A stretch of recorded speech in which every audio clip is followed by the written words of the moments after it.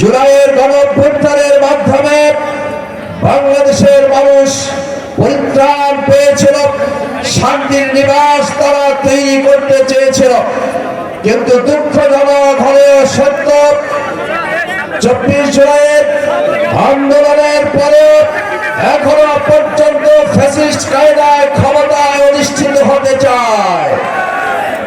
আপনারা কি আবারও এই বাংলাদেশে নতুন করে ফ্যাসিস্টরা ক্ষমতার মস্তরে অধিষ্ঠিত হতে চান?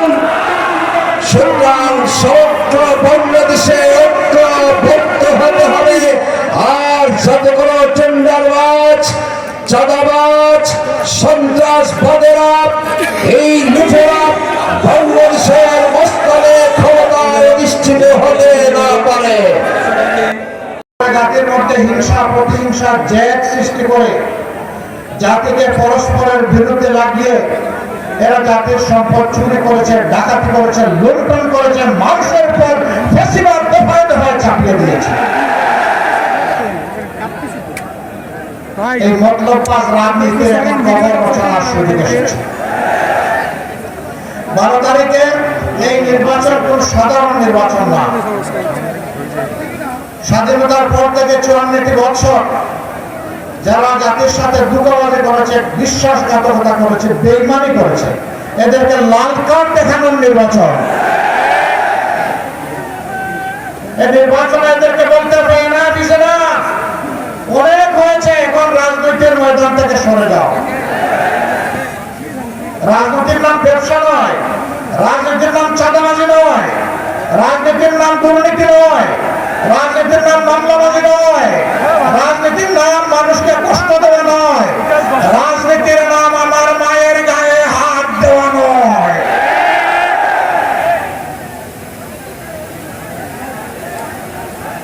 এই উপর রাজনীতির অবসান আমরা দেখাবো ইনশাআল্লাহ। আগামী 13 তারিখ মহান আল্লাহ রাব্বুল আলামিনের দরবারে আরজ করি, বাংলাদেশের পূর্ব আকাশে যেন একটা নতুন সূর্যের উদয় তিনি ঘটান। 12 তারিখ নির্ধারণ করে দিবে ইনশাআল্লাহ 13 তারিখের সূর্যের, নতুন সূর্যের ভাগ্য। আমরা যৌবন এবং তারুণ্য দীপ্ত একটা বাংলাদেশ করতে চাই। তরুণরা প্রস্তুত?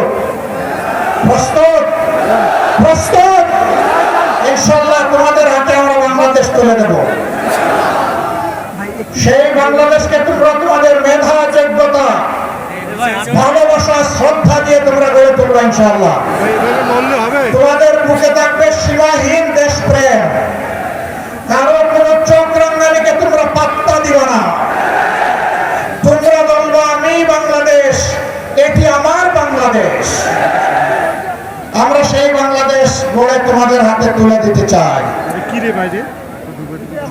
আমরা বেকার ভাতা তোমাদের হাতে দিয়ে তোমাদেরকে অপমান করতে চাই না। তোমাদেরকে শিক্ষা প্রশিক্ষণ দিয়ে তোমাদের হাতকে মজবুত করে এক একজনকে দেশ করার ইঞ্জিনিয়ার, কারিগর, আর্কিটেক্ট বানিয়ে তোমাদের হাতে বাংলাদেশ তুলে দেব। বলবো যাও এখন বাংলাদেশ গড়। বাংলাদেশ নামক উড়োজাহাজের ককপিটে পাইলটের ড্রাইভিং সিটে তোমাদেরকে বসিয়ে দেব। তোমরা সেই উড়োজাহাজ নিয়ে সামনের দিকে উঠতে থাকবে ইনশাআল্লাহ। আমরা সেদিন প্যাসেঞ্জার সিটে বসে বসে তোমাদের জন্য দোয়া করব। এই বাংলাদেশ যুবকরা চাও? আলহামদুলিল্লাহ। তিস্তা তো এই অঞ্চলের মানুষের নিয়ামত এবং অহংকার হওয়ার কথা ছিল। এখন তিস্তার নাম এক সাগর দুঃখ। আমরা কথা দিচ্ছি এই তিস্তাকে ইনশাআল্লাহ বিইজনিল্লাহ আমরা তিস্তাকে জীবন দিব ইনশাআল্লাহ। ওই তিস্তার কঙ্কালার মরুভূমি থাকবে না। এটি এই তিস্তা হবে উত্তরবঙ্গের অর্থনীতির কেন্দ্রবিন্দু ইনশাআল্লাহ। এখান থেকে হাইড্রো পাওয়ার হবে। এখানকার পানি সারা উত্তরবঙ্গকে ইনশাআল্লাহ উর্বর করে তুলবে। আর নদী বান্ধবের কবলে পড়ে